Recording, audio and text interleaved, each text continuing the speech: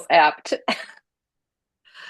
Hi, everybody. Long time no record. But yeah, thank you for being here on office hours. So, yeah, here's my question. Here's my struggle. Are you creating a business or busyness? Um, and the reason why I chose this topic is I kind of feel like, yeah, I represent this question. Totally represent this question. So let's talk about it, shall we? So let me ask you this as we kind of get started. And for those of you who are with me today, if you want to pop in and answer this question now, that's fine with me. If you want to kind of hold it until we're done, that's fine too. But this is a question I asked myself the other day. What is your vision for your business? And you might say, oh, well, that's kind of silly. You've been in business since 2004. But you will find that you are going to have to answer this question and many other questions at multiple times in your business. Like when you're first starting, it's really important that you kind of answer this question for yourself as you grow. Hopefully you will grow. You're going to ask this question. And now as I'm kind of looking at the later stage of my career, I'm also asking this question. So I don't know if anybody want to pop off mute and answer this question, or whether or not you want me to go on. I can do that too. Do you I have, would, do you have one? yeah, I would say it sort of evolves. Um, and maybe it's just because of the stage that I'm in. I'm just 2.5 years in, and it's evolved as I've gotten more experience and figured out what my niche is. Yeah. Yeah, and I think it is ever evolving, right? And that's true of all our processes, right? Whether you're not, you hire staff and you have to have SOPs and maybe your accounting practices, everything in your business is going to evolve. It's probably never going to reach, homeostasis, right? It's always going to be changing. So get your head around that right now. But it is really important. And I say this especially for my friends who are starting out. I don't know if I had this as a vision. Some of you know this story before, like when I started my business, my husband's only deal was, yeah, as long as you can pay your school loan. That was that was his his criteria for the business. So I didn't really think about a vision. We also didn't have IC chats back then. We didn't have office hours. We didn't have Gail Barrington's book. Even the IC TIG is not what it is now.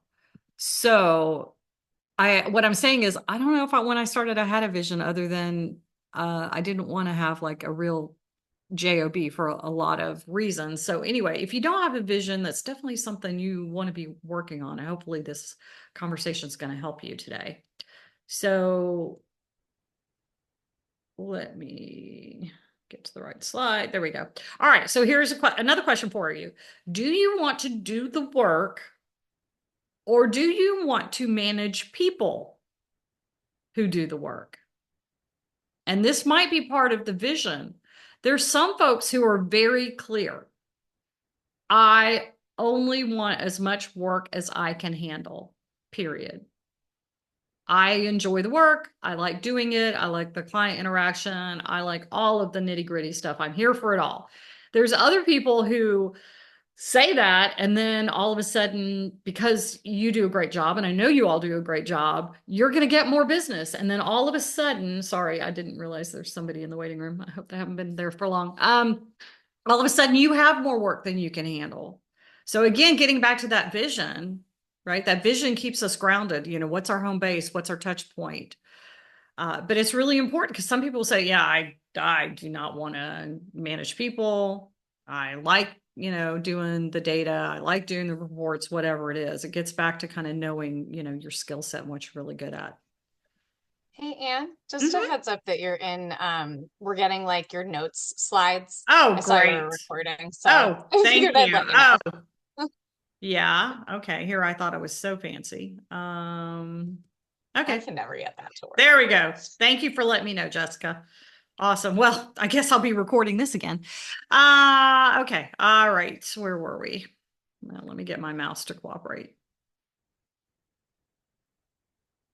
And welcome to the folks who came in, and here we go. And we got somebody else. Yeah, I should have made somebody a presenter like Matt does.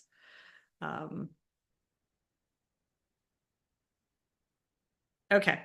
All right. So the book that I was referring to at the very start was Clockwork.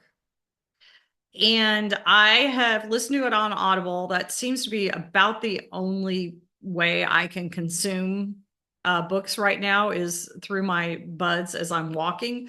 But Mike, who's the author of this book, and he just refers to himself as Mike. So we'll go with Mike. He asked, "What is your big promise?"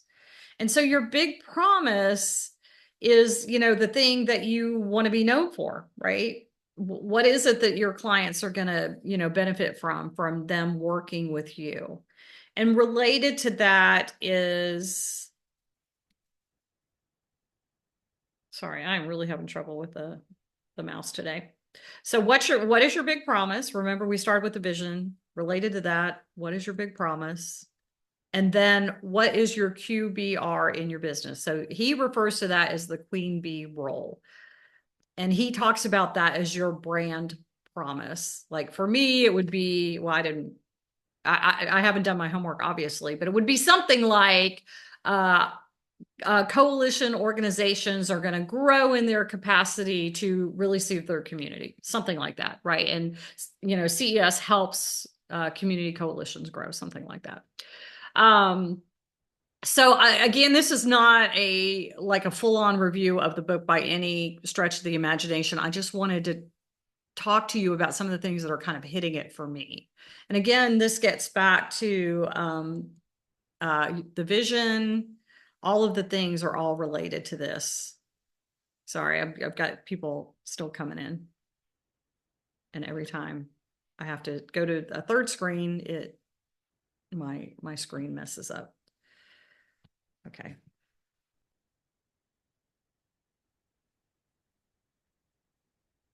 All right. Sorry, guys. Okay. The other thing Mike talks about is capturing systems, right? We've talked about before SOPs, standard operating procedures. That's something I'm in the next quarter. That's what I'll be doing. I'll go back to all of our SOPs. I just hired a new operations manager, I guess I'm going to call him. We'll come up with a fancy name, and I'm going to be shifting responsibilities in my business, and we're going to be taking a look at all of our systems. And he talks about, trashing, transferring, and trimming. So trashing, what are the things that you really don't need to be doing? Transfer, and for me as the business owner now who has to manage a team of consultants, what can I transfer to them? And what can we trim? What's really not working? Maybe we've got more steps in our SOPs than we really need. The other thing he talks about, and also the author of the traction talks about, is the right people in the right seats, or the right butts in the right seats is really how the author of Traction talks about it. So the right people in the right seats. And this is something that I'm doing right now. Do I have the right contractors on the right projects? And if I don't, what's not working? Is it a skill set problem? Is it a personality problem? Is it we don't have the right processes in place? Most likely it's some combination of all of those things. But if you've got someone who is a great data nerd, but is not great in front of the client, that would be kind of a misfit. And you might want to kind of think about how you're going to shake up your folks. And then identify the bottlenecks. And this is on my list to do this week, but this is going to require me with no technology, going out to the garden or sitting outside or taking a walk, probably with a notepad and a pen, and really thinking about the bottlenecks. And the bottlenecks are the things that keep coming back to you, right? The things that people are waiting on an answer from you in order to do the thing.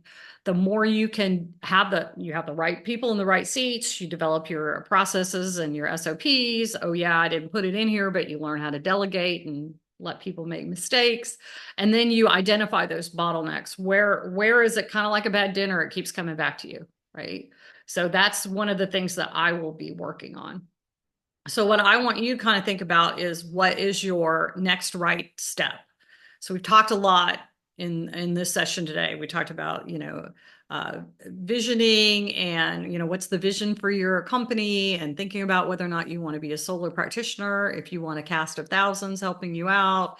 We've talked about SOPs. We've talked about those bottlenecks, the right people in the right seats, lots of things. And the reason why I'm telling you this today is A, because it's on my mind. This is what I'm dealing with. And B, these are things that I didn't think about when I started my business. And it has kind of like tripped me up and slowed me down along the way. And I don't want that to happen to you. All right, so that's all I have today. So I'm going to stop sharing and we're going to flip it to you. And this is my contact information. If you're not already connected with me on LinkedIn, please do. And then we always try to save time for a check-in with your goals, accomplishments, and a place maybe where you are stuck. Okay. Let me figure out how to stop sharing.